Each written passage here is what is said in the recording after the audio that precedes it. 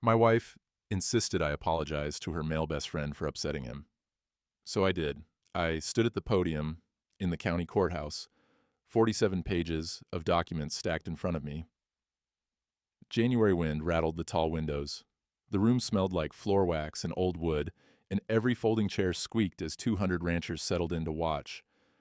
Diane sat in the front row, smiling. She thought she'd finally broken me, made me into the kind of man who'd beg forgiveness he didn't owe. Cole Brennan leaned back in his chair, arms crossed, waiting for his victory. Those $400 Ariat boots had never seen a day's work. I adjusted my wedding ring under the fluorescent lights and cleared my throat.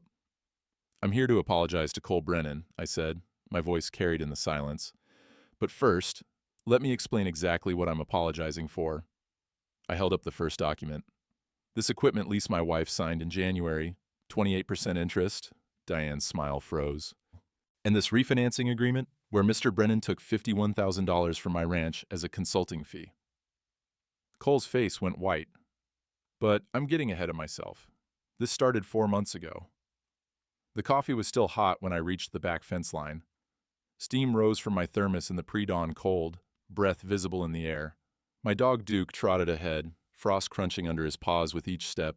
This was my favorite hour, the world still dark, stars fading, that particular silence before the wind picks up. I'd walked this same route for 40 years, checking posts, looking for breaks in the wire, reading the land the way my grandfather taught me. He'd homesteaded this place in 1924, broke the ground with a mule team. My father ran cattle here for 50 years after that. Now it was mine. 640 acres of Montana grassland rolling toward the mountains. I touched a fence post, testing for rot, solid. The wire sang when I plucked it, proper tension, everything in order. Duke's ears pricked up. He looked back toward the house. I heard it then, truck engine, still a half-mile off. Headlights swept across the barn. I checked my watch. 6:15 in the morning, too early for visitors. The cold metal of the thermos burned my palm as I screwed the cap back on. By the time I reached the house, Cole Brennan's silver F-250 was parked in my driveway. Dealer plates, not a scratch on it. Diane met me at the door, already dressed. She had that look, the one that meant she'd made a decision without me. "Warren, Cole's here with the modernization proposal we discussed." We didn't discuss anything. Her jaw tightened. "I discussed it. He's been kind enough to come early so we can review everything before you start your day."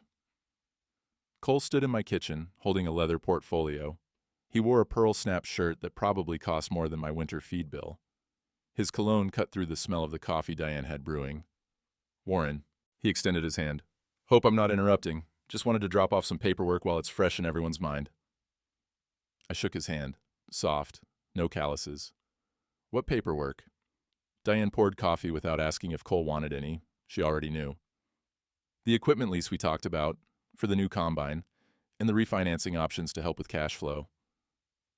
"I didn't agree to any lease."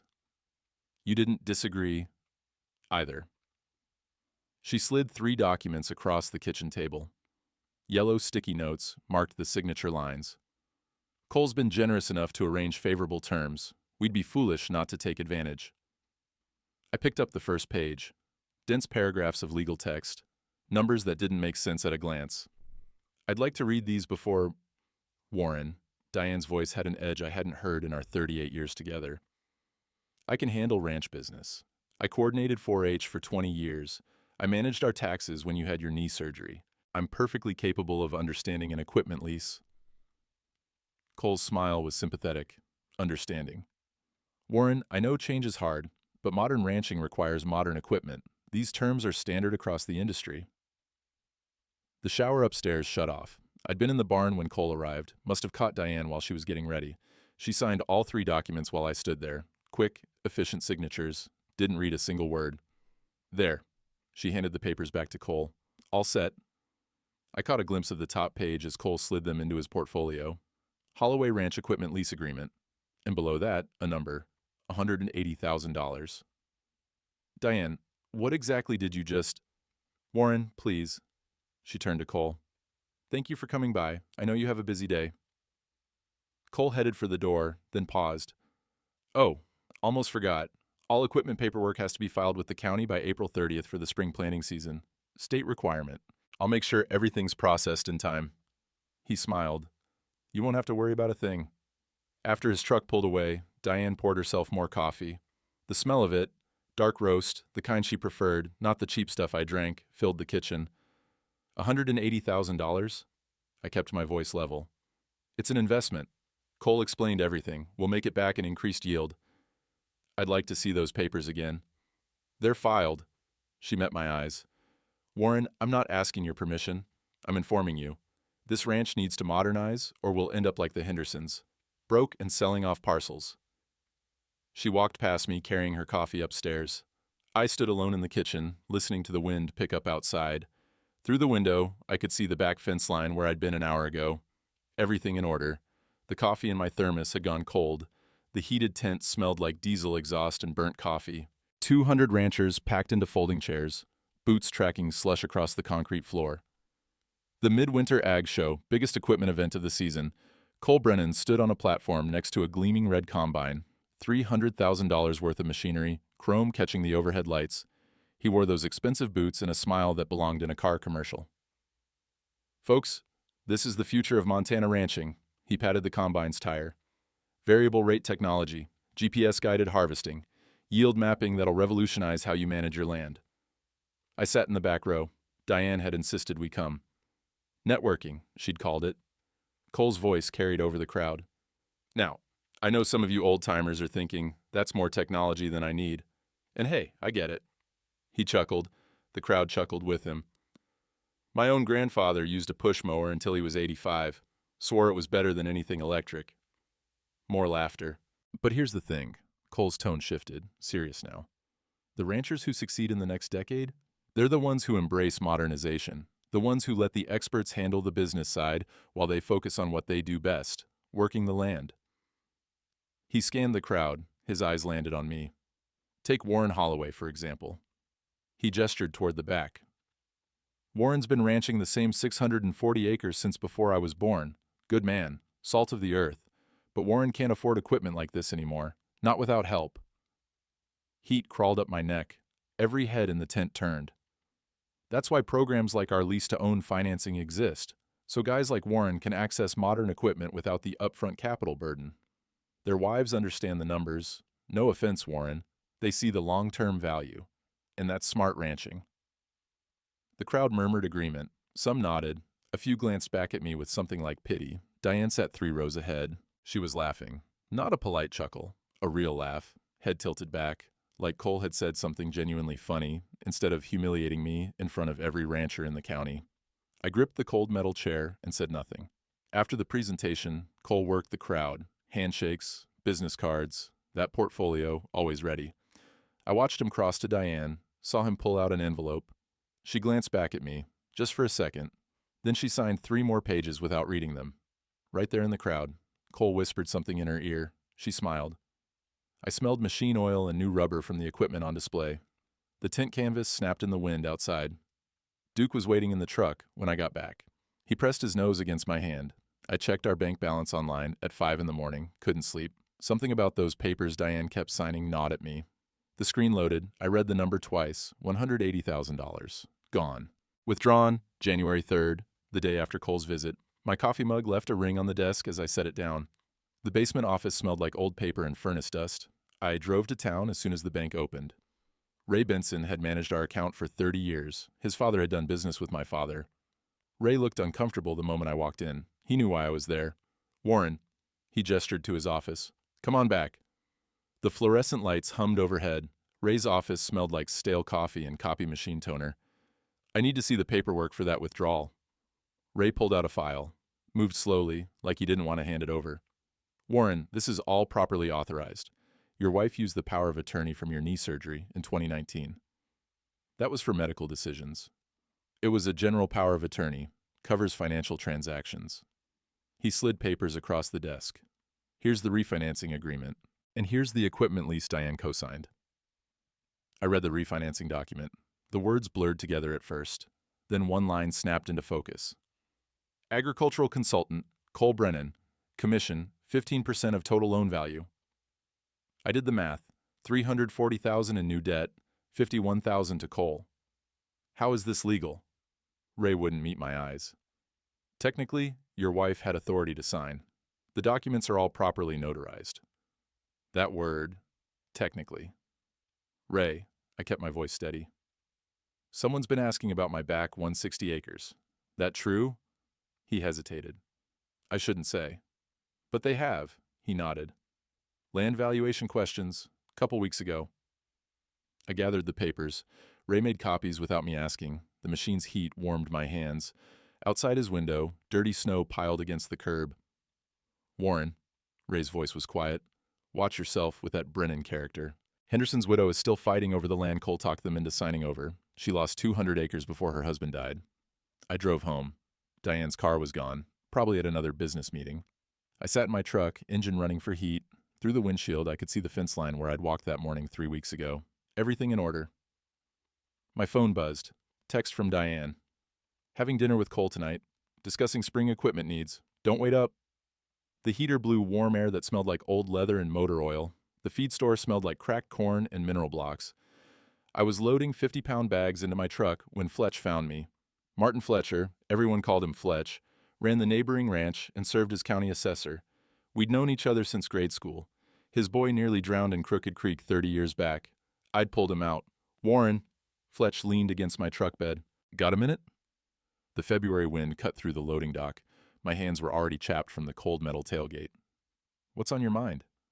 Heard about the equipment show. He kept his voice low. Cole's got a mouth on him. He's got Diane's ear, too. Fletch was quiet for a moment. You know what happened to old man Henderson? No, he lost land before he died. Cole Brennan happened to him. Fletch pulled out a pack of gum, offered me a piece. Same playbook. Convince the wife the husband's behind the times. Offer to modernize. Bleed them with leases and refinancing. By the time Henderson figured it out, Cole had filed easement claims on 200 acres. The gum tasted like wintergreen, cold and sharp. Henderson's widow's still fighting that in court. Been 3 years. Fletch met my eyes. I'm county assessor. I can pull land records. Quietly, if you need me to. A rancher passed with a cart full of vaccine supplies.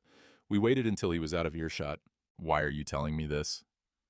Because I saw Cole at the county office 2 weeks ago. He was filing paperwork. Fletch paused. On your land, Warren. My chest tightened. What kind of paperwork? Didn't get a good look, but he was at the land records desk, and he had survey maps. Truck tires crunched on gravel as someone pulled into the lot. The sound echoed off the metal building. Meet me tomorrow, Fletch said. Courthouse basement, 2 o'clock. I'll pull everything I can find. He walked back inside before I could answer. I finished loading the feed bags. My shoulders ached. The truck shocks groaned under the weight. 2 in the morning. The house was silent except for the furnace kicking on. I crept into Diane's office with a flashlight. She'd been sleeping in the guest room for a week now. Said I snored. Maybe I did. Her desk was organized. Everything labeled. She'd always been meticulous about paperwork. One of the things I'd loved about her. Let me focus on the ranch while she handled the business side. Now that quality felt like a weapon pointed at me. I found the Cole folder in the second drawer. Thick. At least 30 documents. I pulled out my phone and started photographing. Each page, every signature line. The flash lit up the room in bursts, equipment lease, refinancing agreements, operating loans I'd never heard of. All dated within the last 4 months. All with Diane's signature. One document caught my eye. Preliminary easement survey request. My back 160 acres. The section with my year-round spring, the only reliable water source on the property. Cole's company listed as agricultural access partner. I heard a sound upstairs. Footsteps. Diane was awake. I shoved the papers back in the folder, killed the flashlight, stood frozen in the dark office, listening. The bathroom door closed. Water ran. Toilet flushed. I waited 5 minutes. The house settled back into silence. That particular quiet of an old farmhouse, wood beams creaking, mice in the walls. I finished photographing the documents. 63 pictures total. Then I saw the sticky note on the bottom of the folder. Diane's handwriting. Cole. Call April 30th deadline. Confirm county filing. April 30th. Same deadline Cole mentioned at our kitchen table. I heard the bedroom door open upstairs. Warren? Diane's voice cut through the dark. What are you doing down there? Light flooded the hallway. She stood at the top of the stairs in her robe. I grabbed a random stack of papers from the shelf. Old tax returns. Just organizing documents. Couldn't sleep. She came down slowly. Her face was hard to read in the dim light. Those are tax returns from 2019. I know. I met her eyes. Wanted to compare them to this year's numbers. She stood in the doorway for a long moment. The furnace clicked off. In the silence, I could hear my own heartbeat. It's 2 in the morning, Warren. I said I couldn't sleep. Her jaw tightened. Put them back. Come to bed. I'll be up in a minute. She didn't move, just watched me, testing. Finally, she turned and went back upstairs. I waited until I heard the guest room door close. Then I sent all 63 photos to Fletch with a single text. Found something. Need your help. The phone screen glowed blue in the dark office. Outside, coyotes yipped in the distance. February wind rattled the window. My hands were shaking. Fletch spread the county maps across his dining room table. The paper smelled old, that particular sin of documents stored in courthouse basements for decades. Found it yesterday.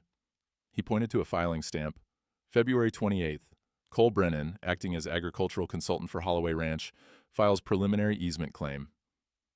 I leaned closer. The map showed my back 160 in red ink. A line cut straight through it, labeled Equipment Access Corridor. That runs right through my spring. My voice came out flat. I know. Fletch pulled out another document. Here's the description. Permanent access easement for agricultural equipment storage, maintenance, and transportation. Width 40 feet, term perpetual. The word perpetual sat in my gut like a stone. Can he actually do this? Fletch removed his reading glasses. It's a preliminary filing. He needs your signature on his county equipment permit to make it official. But if he gets that signature, and if you don't challenge the easement within 30 days, he paused. Yeah, he can take it. Outside, March wind bent the bare trees. Through Fletch's window, I could see patches of brown grass emerging from dirty snow, spring trying to break through. There's more. Fletch slid another paper across. I pulled Henderson's files, same exact language, same easement width. Cole filed it 6 months before Henderson died. Wife didn't know until after the funeral when Cole showed up with a survey crew. I read Henderson's document twice, word for word, identical to mine. How many others? Working on that, but Warren, Fletch's voice was serious now. That 30-day clock, it started February 28th. You've got until March 30th to file a challenge. After that, if Cole gets your signature on his permit application, the easement becomes permanent. What permit? County Agricultural Equipment Use Permit. He applied for it last week. Big one. Lets him lease equipment to that new mega ranch up north. $4.2 million deal. Board votes on it April 11th. Fletch met my eyes. He needs a landowner's signature from every property where he stores equipment, including yours. The dining room suddenly felt too small, too warm. I haven't stored any of his equipment. According to his application, you have. 2 combines and a grain truck, stored on your back section since January. That's a lie. I know. Fletch gathered the maps. But he's got photographs, aerial shots, equipment sitting on your land. I remembered that silver F-250 parked by my back gate in late January, Cole talking on his phone, waving when he saw me. Just checking property lines, he'd said. He'd been staging this for weeks. The coffee Fletch's wife had poured me had gone cold. It left a bitter taste on my tongue. If I don't sign? He doesn't get the permit, loses the $4 million deal, but Warren...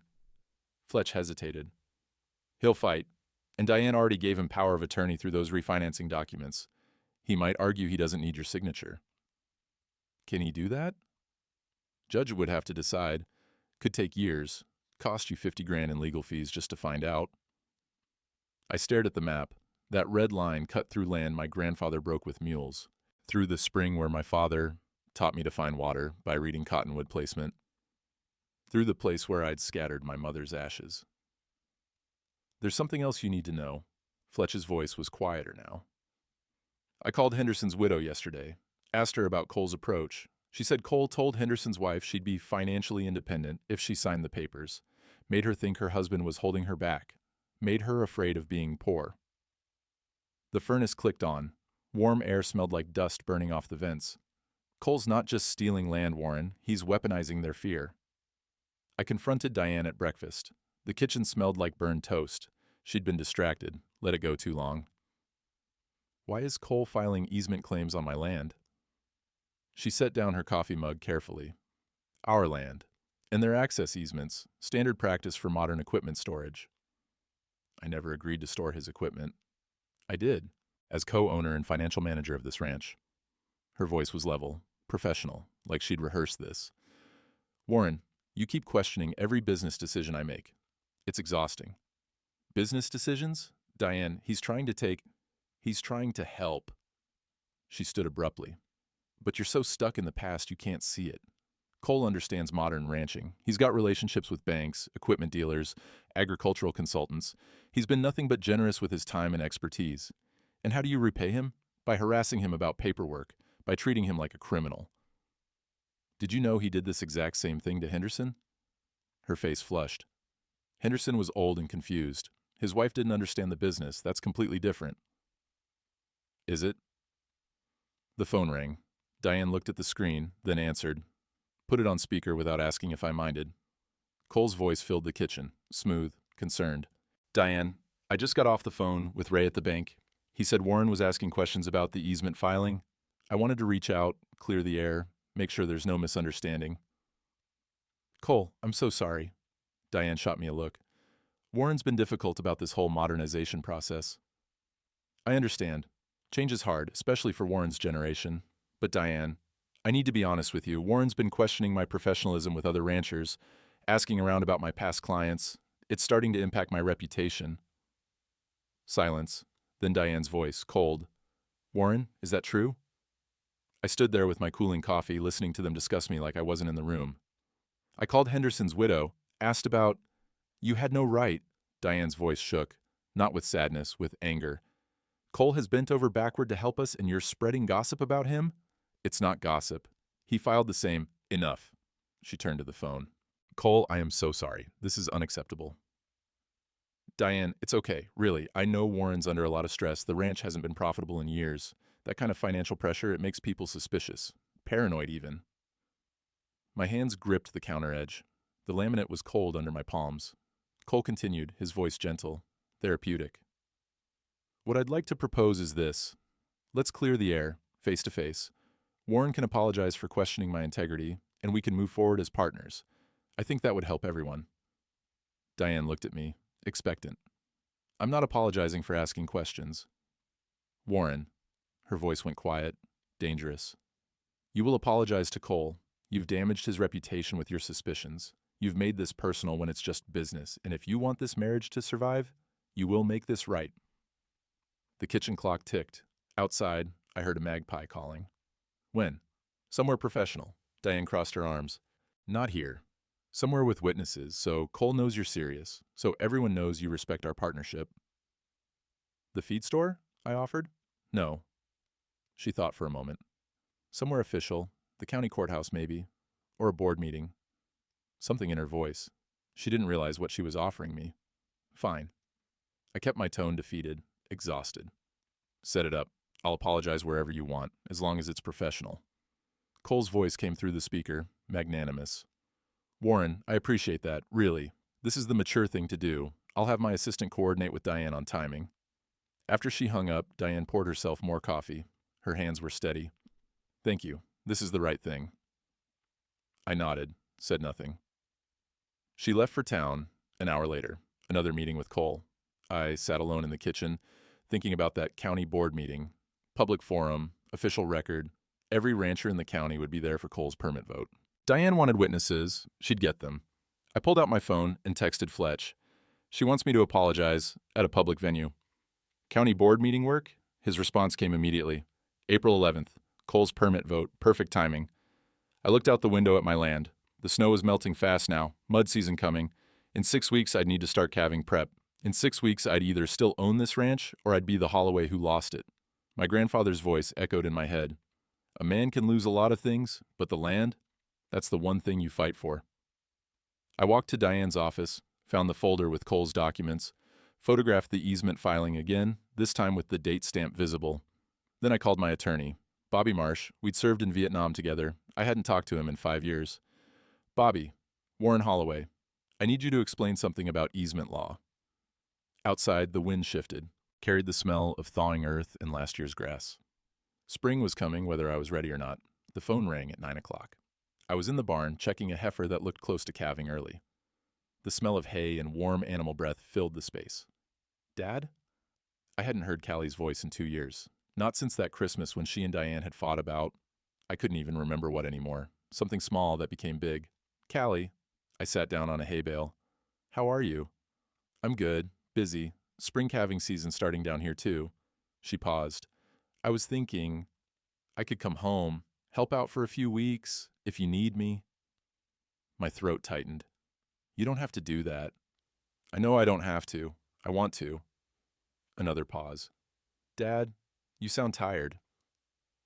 I looked around the barn, at the stalls I'd mucked that morning, the equipment I'd repaired alone, the weight of everything Cole had done, everything Diane had signed, everything I was about to do. It's been a long winter. Then let me help. I can be there by the 20th. I've got 2 weeks I can spare.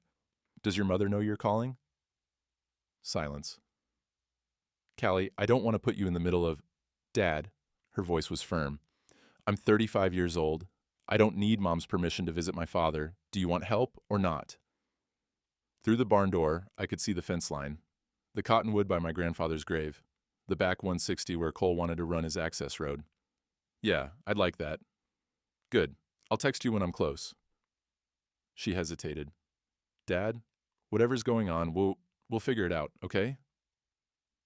After we hung up, I sat in the barn for a long time. The heifer watched me with dark, patient eyes. Outside, a magpie called. The sound echoed off the metal roof. I pulled out my phone and texted Diane. Callie's coming home for calving season. Arrives the 20th. She didn't respond for 3 hours. When she finally did, it was one word. Fine. Fletch's barn was older than mine. The wood smelled like decades of livestock and creosote. We spread documents across his workbench. Maps, contracts, filing records, photographs. Here's what we've got. Fletch tapped the easement filing. Cole needs your signature on his permit application by April 11th. That's the board meeting date. And Diane wants me to apologize that same night. Perfect. Fletch pulled out a calendar. Cole has to present his application to the board. You're listed as a citizen comment. You get 5 minutes at the podium. I studied the permit application, Cole's signature at the bottom. Diane's listed as co-applicant for the Holloway Ranch section. What if I just refuse to sign? Let him fight it out in court. He'll use Diane's power of attorney. Judge might side with him, might not, but you'll spend 2 years and $50,000 finding out. Fletch met my eyes. This way, you put it on public record. Every rancher in the county hears what he did. Board denies the permit, he loses the $4 million deal, and you've got legal grounds to challenge everything. The barn was cold. March mud season in full swing now. I could hear water dripping from the eaves outside. This'll destroy Diane's reputation too. Fletch was quiet for a moment. I know. Everyone will know she either helped him or she was a fool. Warren, Fletch's voice was gentle. She signed those papers. She chose Cole over you. At some point, people have to live with their choices. I thought about 38 years of marriage, about carrying Diane across the threshold of that ranch house, about her hand in mine at her parents' funerals, about the 2 miscarriages we'd survived together. There's got to be another way. There isn't. Fletch gathered the papers. You fight this public or you lose everything private. Those are your options. Outside, a cow bawled, spring calves coming soon, the cycle continuing whether we were ready or not. I talked to Henderson's widow yesterday, Fletch said. She's willing to testify at the board meeting, tell her story, show the pattern. Cole will lawyer up. Let him. This isn't a courtroom. It's a county board meeting, public forum, and Bobby Marsh already confirmed everything you're planning is legal.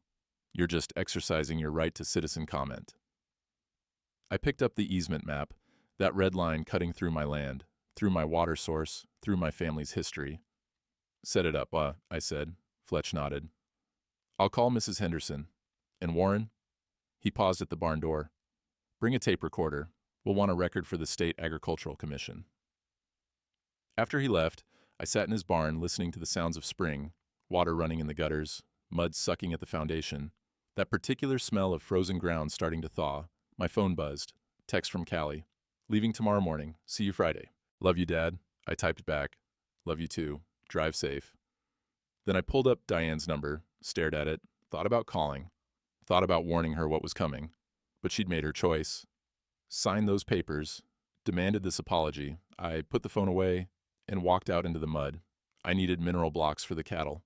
Simple errand, but the moment I walked into the feed store, conversation stopped. 3 ranchers stood by the seed display: Jim Patterson, Mike Reeves, Dale Morrison. All of them turned when I entered. The store smelled like cracked corn and molasses. Country music played low on the radio. "Warren," Jim nodded, didn't meet my eyes. I grabbed a cart. The wheel squeaked as I pushed it toward the livestock section. Behind me, voices resumed. Quieter now, but not quiet enough. "Heard his wife's running around with that equipment salesman. Cole Brennan, yeah, saw his truck at their place 3 times last week. Poor bastard probably doesn't even know." My hands tightened on the cart handle. The metal was cold. I kept walking. The store owner, Pete Sykes, was stacking feed bags near the register. He saw me coming and straightened. "Warren, need help loading?" "I can manage." He glanced toward the other ranchers, then back at me, lowered his voice. "Warren, I don't want to speak out of turn, but we know you're getting a raw deal." I stopped. "What do you mean?" "Cole Brennan." Pete's jaw tightened. "That lease agreement he had me sign last year? I read the fine print after my daughter looked at it. 22% interest. Balloon payment clause buried on page 7. I told him to go to hell."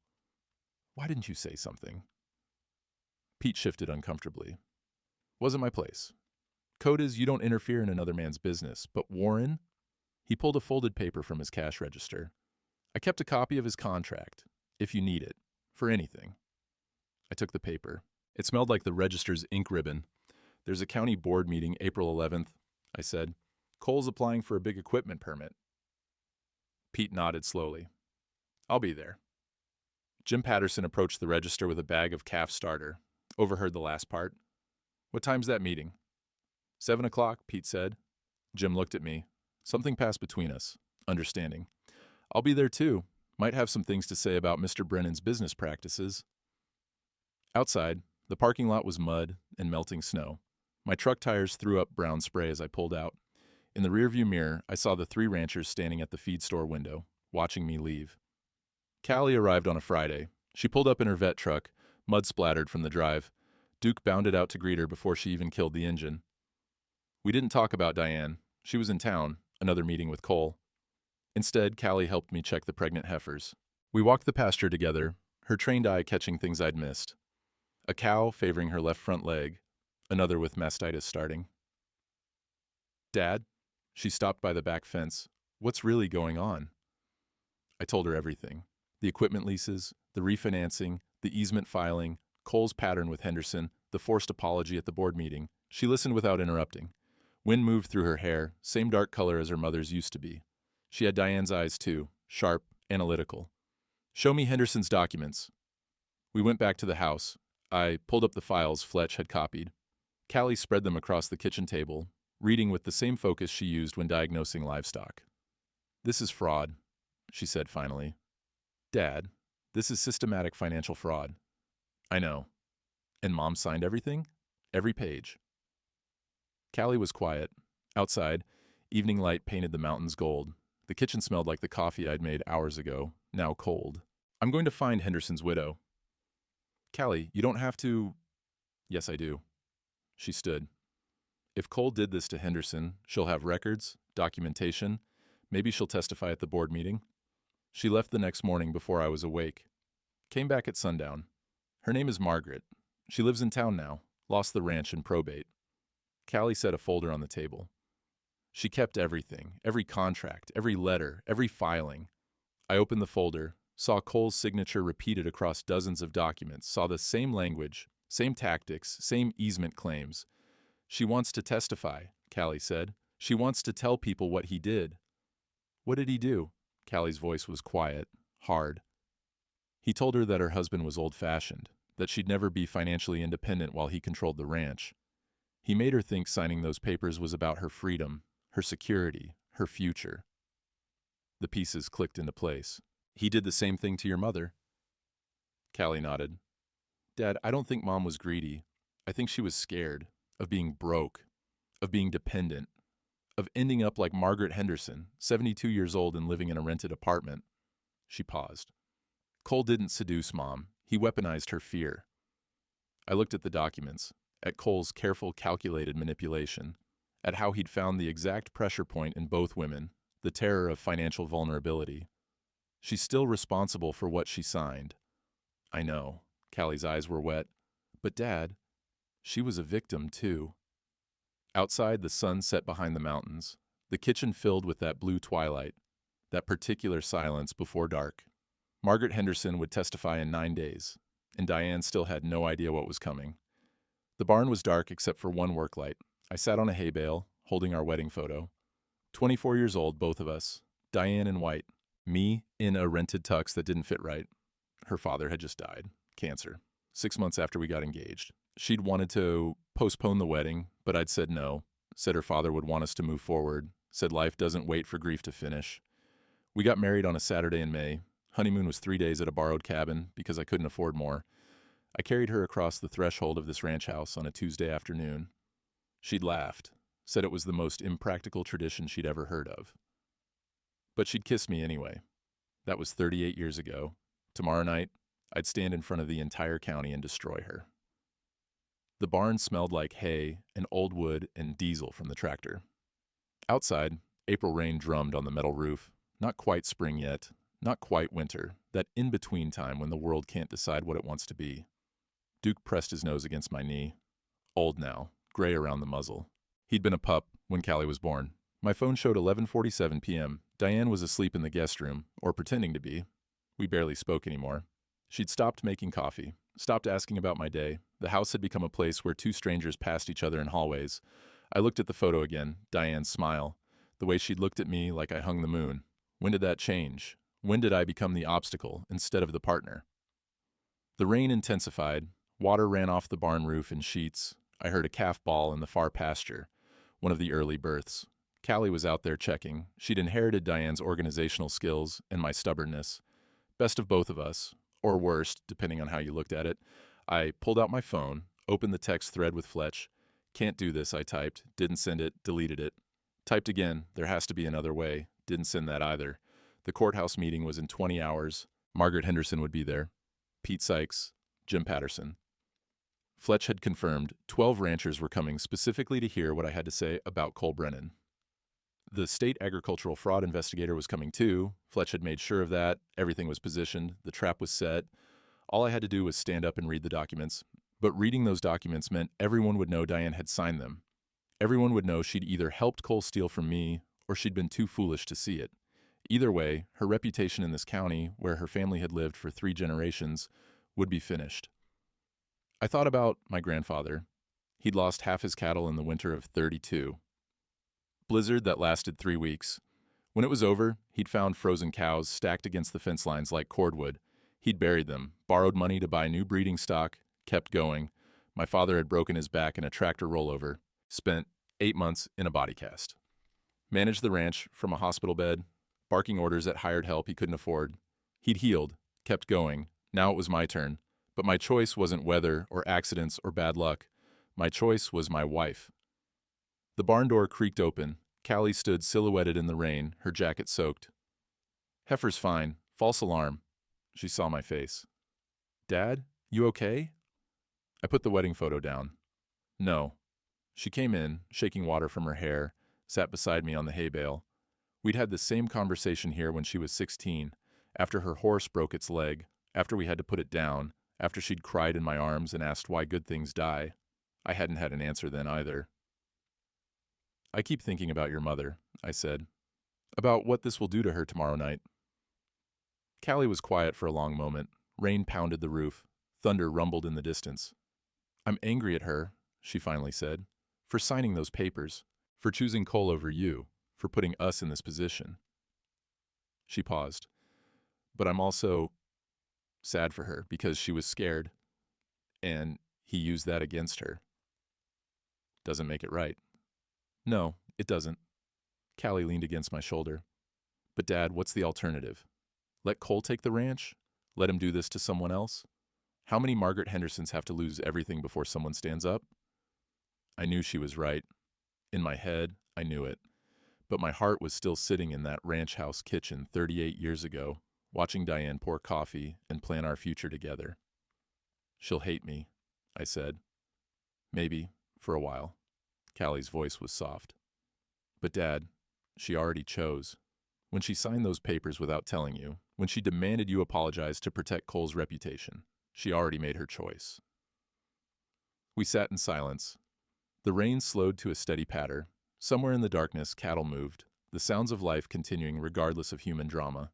"Grandpa's buried out there," I said, gesturing toward the cottonwood.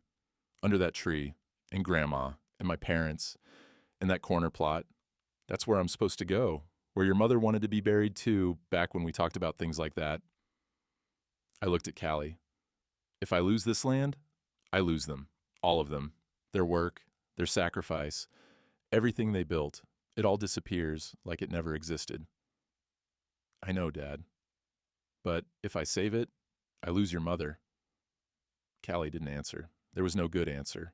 Thunder rolled again, closer now, the storm moving in. "What would Grandpa do?" she asked. I thought about that. About the man who'd broken this land with mules, who'd survived the depression and drought and every hardship Montana could throw at him, who'd told me, on his deathbed, "The land outlasts us all, boy. Your job is to hold it for the next one in line." "He'd fight," I said. "Whatever it cost, he'd fight." Callie squeezed my hand. "Then that's your answer." We sat there until the rain stopped, until the clouds cleared enough to see stars, until Duke fell asleep at our feet and the barn grew cold. Finally, I stood. My knees ached. Getting old, 68 years of breaking ice and mending fence and doing the hard work that ranching demands. "I should get some sleep," I said. "Big day tomorrow." Callie walked back to the house with me. The mud sucked at our boots. Above, stars emerged between clouds, that clear, cold light you only get in Montana. At the door, she hugged me. "I'll be there tomorrow night, front row. Whatever happens, you're not alone." After she went to her room, I stood in the kitchen, the same kitchen where Cole had first brought papers, where Diane had signed without reading, where this whole thing started. I poured a glass of water from the tap, drank it looking out at the dark land, my land, for now. Tomorrow night would decide if it stayed that way. I heard footsteps upstairs. Diane moving around in the guest room, awake after all. For a moment, I considered going up there, telling her what was coming, giving her a chance to... What? Stop me? Prepare? Run? But she'd made her choices. File by file, signature by signature, meeting by meeting with Cole, and I'd made mine. I washed the glass, put it in the drainer, turned off the kitchen light. Tomorrow night at 7 o'clock, I'd walk into that courthouse and keep my promise. I'd apologize to Cole Brennan, and then I'd tell the truth. The courthouse smelled like floor wax and old wood. Same smell from every county building in Montana. The boardroom on the second floor was already filling up when I arrived at 6. Fletch met me at the door. "Got you set up at the speaker's table. Brought the tape recorder like we discussed." He handed me a small digital recorder, silver, about the size of a deck of cards. "Just for your notes, right?" His tone was careful. "Perfectly legal to record public meetings." I slipped it into my jacket pocket. "Just for notes." The room had maybe 100 chairs set up, high ceiling, tall windows that let in the evening light. The county seal hung on the wall behind the board members' table.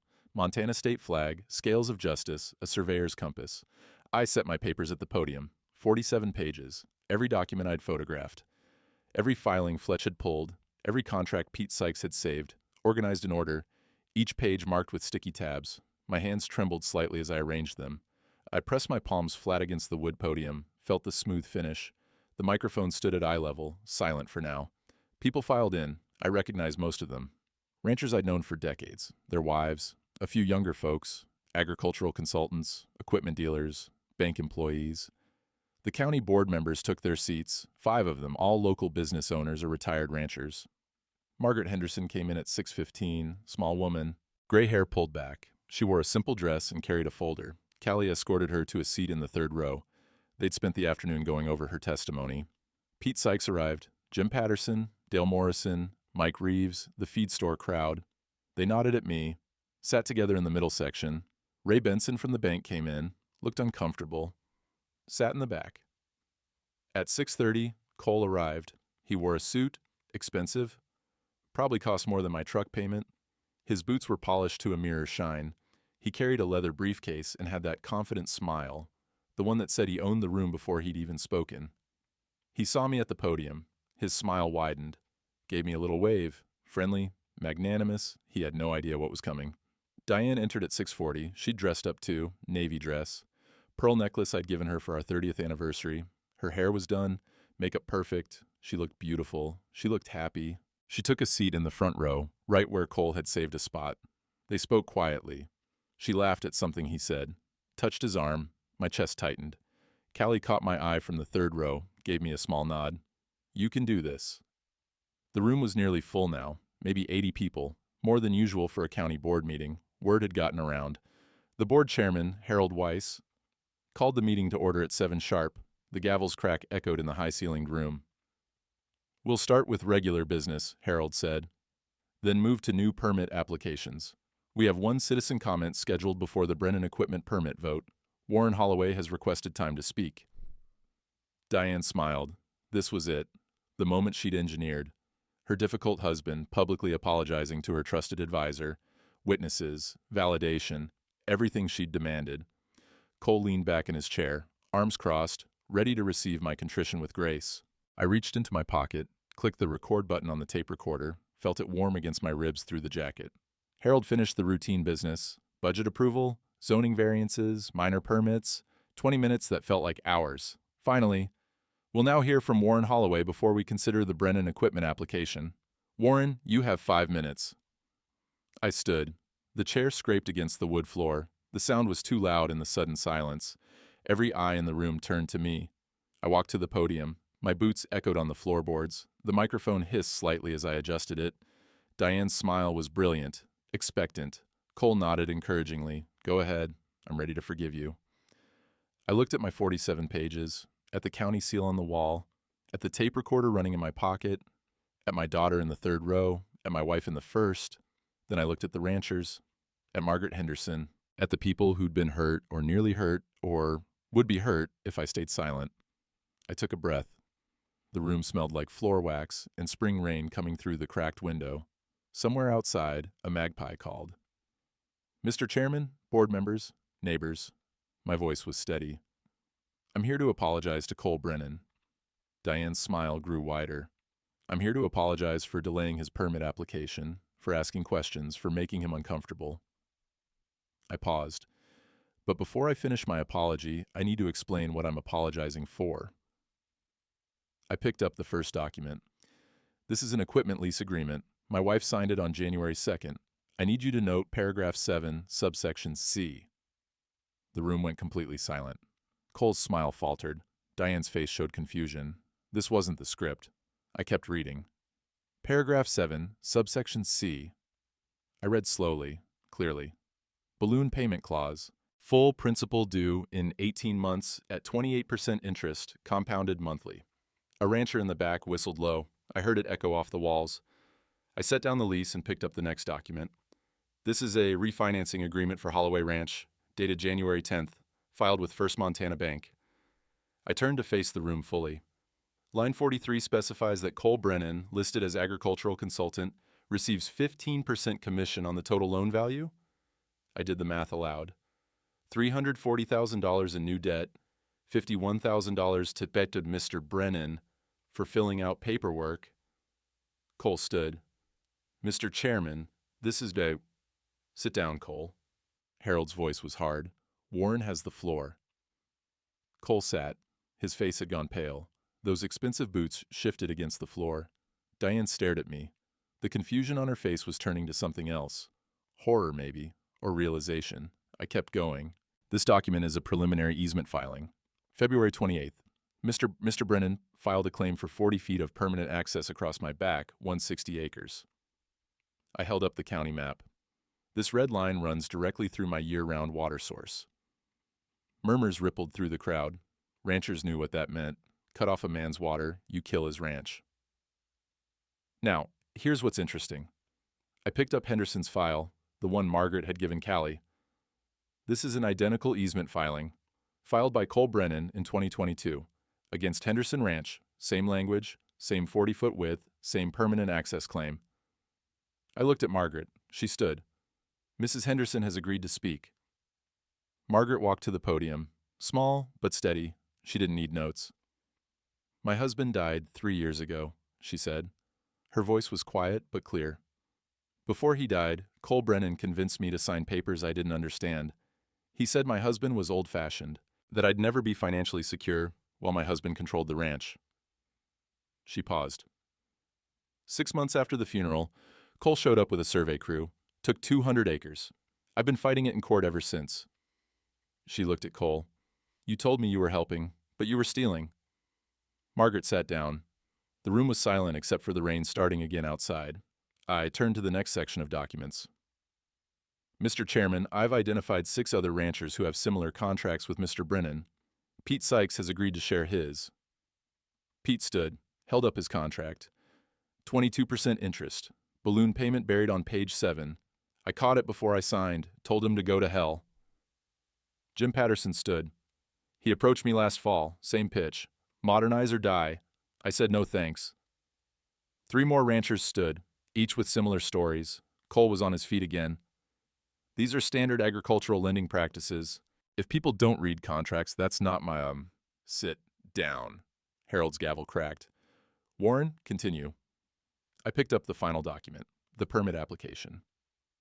Mr. Brennan's application lists Holloway Ranch as an equipment storage site, claims he's been storing 2 combines and a grain truck on my property since January. I looked at Cole. I've never stored your equipment, but you took photographs, aerial shots, equipment sitting on my land. I pulled out printed photos, the ones from Cole's application packet. I know when these were taken, January 27th. I remember because you were parked by my back gate that day. I thought you were just checking property lines. I set down the photos. You were staging evidence. The room erupted, ranchers shouting, the gavel cracking, Harold calling for order. Cole's attorney, I hadn't even noticed him come in, stood up. Mr. Chairman, these are serious allegations without... They're documented. A new voice. From the back of the room, a man in a state government jacket walked forward. He showed Harold his identification. Robert Chen, Montana Agricultural Fraud Investigation Unit. He looked at me. Mr. Holloway contacted our office last week. We've been reviewing Mr. Brennan's contracts across 6 counties. The room went dead silent. Chen continued. We've identified a pattern of predatory lending targeting aging ranchers. Mr. Holloway's documentation has been extremely helpful to our investigation. He turned to Cole. Mr. Brennan, you'll be receiving a formal notice of investigation within 48 hours. I'd recommend you retain counsel. Cole's face was white. He looked at Diane. She was staring at me, tears running down her face. Harold cleared his throat. Given this testimony, I move of we table the Brennan equipment permit pending the state investigation. All in favor? 5 hands went up, unanimous. The permit is denied. Cole stood, opened his mouth, closed it, looked around the room at 80 faces, all of them ranchers he'd tried to cheat or had cheated or was planning to cheat. He grabbed his briefcase and walked out. His footsteps echoed in the silence. The door slammed. Nobody moved. I looked at Diane. She was still crying, still staring at me. I'm sorry, go, I said, into the microphone, to the whole room.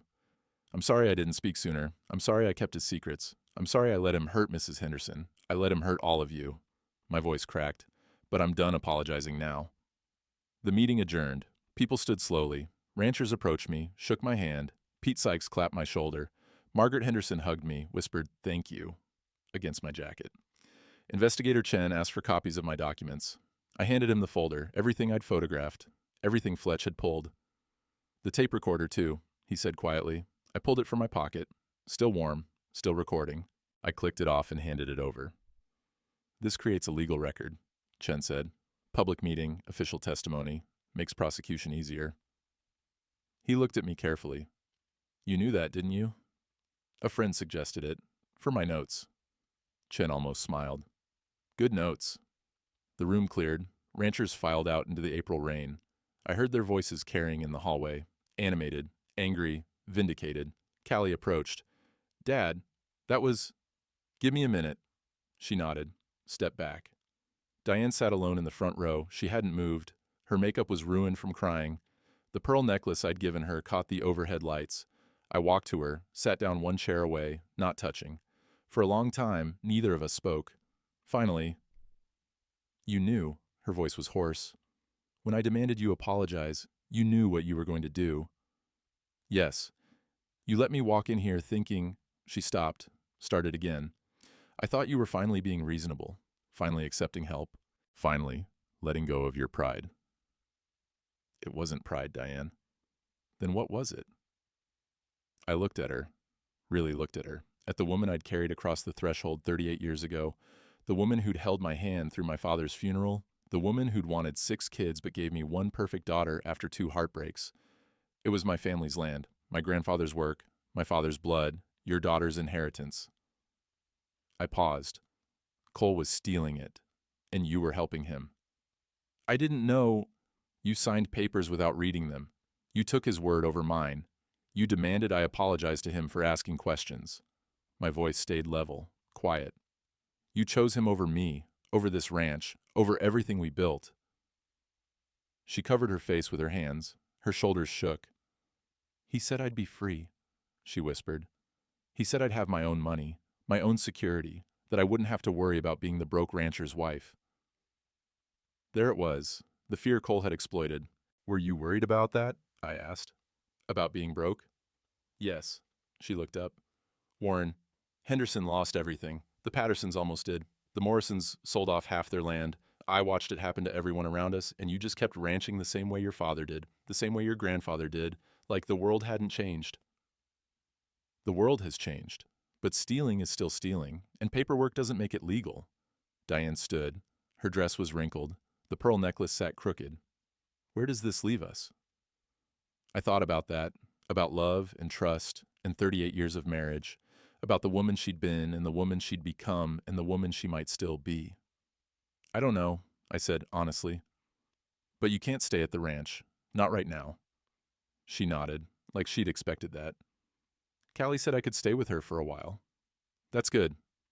She picked up her purse, stood there for a moment, like she wanted to say something else. Finally, I'm sorry, Warren, for all of it. Me too. She walked to the door, stopped, looked back. Did you ever think about just letting it go, the ranch, starting over somewhere easier? I thought about my grandfather under the cottonwood, about my father's broken back, about Callie learning to ride in the same pasture I had. No, I said. Never. She nodded, left. I sat in the empty boardroom. Rain drummed on the windows. The county seal watched from the wall. The smell of floor wax and old wood filled the space. Callie appeared in the doorway. Ready to go home? I stood. My knees ached. 68 years old. Tired. Yeah, let's go home. Diane's car was in the driveway when I got back from feeding at dawn. I found her in the kitchen packing boxes. She'd been crying. I could tell from her eyes. I'm taking my things, she said. Callie's expecting me this afternoon. I poured coffee, offered her a cup. She shook her head. The bank called, she said. They're freezing all the accounts pending the investigation. Ray said it could take months to sort out. Bobby Marsh is handling it, my attorney. I know. She taped a box shut. Warren, I need you to understand something. Cole showed me projections, numbers, profit forecasts. He made it sound like we were throwing away money by not modernizing.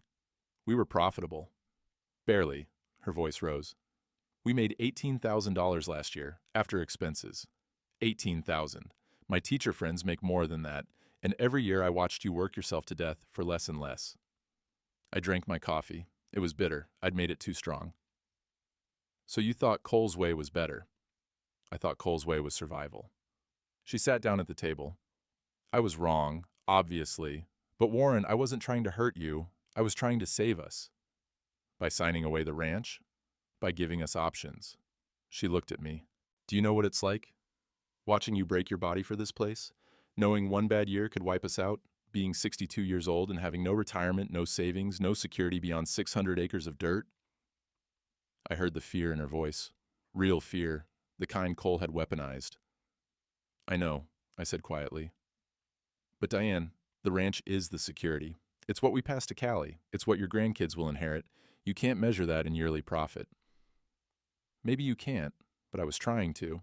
She finished packing. 3 boxes, 38 years reduced to 3 cardboard boxes. At the door, she paused. The investigator called me this morning, said I might be charged as an accessory. My lawyer said probably not, said I was a victim too. But Warren, everyone in this county knows what I did, what I signed. I know. I'll never be able to show my face here again. I didn't argue. She was probably right. She loaded the boxes in her car. Duke watched from this porch, confused why she wasn't saying goodbye to him. Warren, she stood by her car door. April sun was breaking through the clouds. I do love you. I did love you. I don't know if that matters anymore, but I want you to know. It matters. Just not enough. No, I said. Not enough. She drove away. I watched until the dust settled on the road. Callie met me at dawn. We walked the back fence line together, coffee steaming from the thermos I'd carried for 40 years. The land had come back to life. Green grass, wildflowers starting, meadowlarks singing their territorial claims. The smell of warming earth and sage and possibility. New calves dotted the pasture. Healthy crop. 63 born so far, only lost 2. We reached my grandfather's grave under the cottonwood. Someone had planted wildflowers there, probably my grandmother, decades ago. They came back every spring. The bank released the accounts, Callie said. Most of them. They're still sorting out what Cole actually stole versus what was legitimate lending. How much? Looks like around 200,000, plus the legal fees to fix everything. She paused. But the ranch is clear. No easements, no liens. Bobby Marsh made sure of it. I knelt by the grave. Pulled a few weeds from around the marker, my grandfather's name worn smooth by weather and time. Cole? I asked. Charged with fraud in 6 counties. Federal charges too, wire fraud, something about crossing state lines, his dealership is closed, the building's for sale. I stood.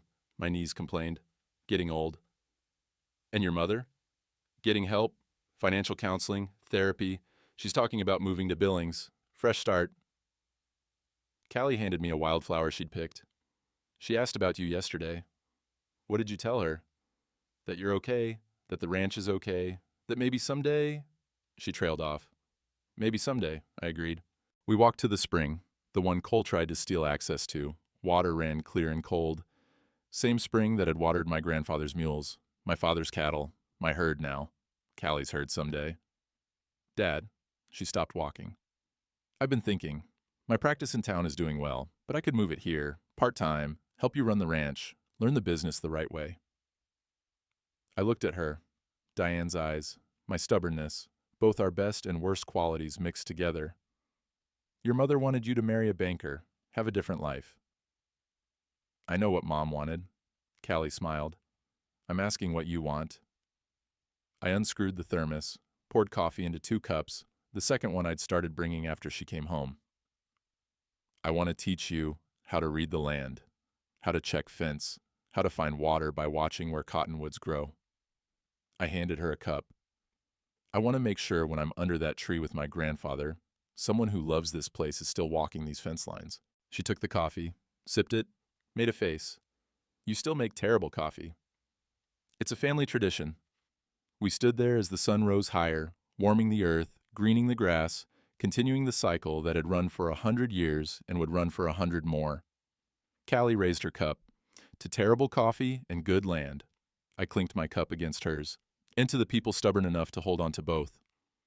We walked back toward the house. The thermos felt lighter now. Shared burden, shared responsibility, shared future. People ask me sometimes if it was worth it, losing my marriage to keep my land. I don't have a good answer. What I know is this. Sometimes there's no clean choice. You choose between what you can live with and what you can't. I couldn't live with being the Holloway who lost the ranch. That land's got my grandfather's sweat in the soil, my father's blood from that tractor accident in '72. My first steps, Callie's first ride, that's not property. That's who we are. Cole Brennan, state convicted him on 14 counts of fraud. He's in Deer Lodge now, won't see daylight for 8 years. His dealership sold at auction. I heard he's got a job in the prison garage, teaching other inmates about engines. Ironic, maybe. Or fitting. Diane's doing better. She works with a financial counselor in Billings now. Helps other women understand contracts before they sign them. We talk sometimes. Cordial, like old neighbors. She came to Christmas dinner last year. Callie insisted. It was awkward, but not terrible. Maybe someday we'll find our way back to something. Maybe not. Some breaks don't heal clean. But the ranch is still here. The grass came back strong after that winter. The spring runs clear. The calves are healthy. And every morning, Callie walks the fence line with me. She carries the thermos now sometimes, learning the rhythms, understanding why this place matters beyond spreadsheets and profit margins. Yesterday, she asked about the mineral rights, about succession planning, about making sure her kids, if she has kids, will inherit this place without the legal nightmares we just survived. She's thinking generations ahead, just like my grandfather did, just like my father, just like me. That's what this was all about. Not revenge, not pride, just making sure there's someone to carry that thermos after I'm gone. A man can lose a lot of things in this life and keep going. But the land, that's the one thing you fight for. Because it's not really yours. You're just holding it for the ones who come after.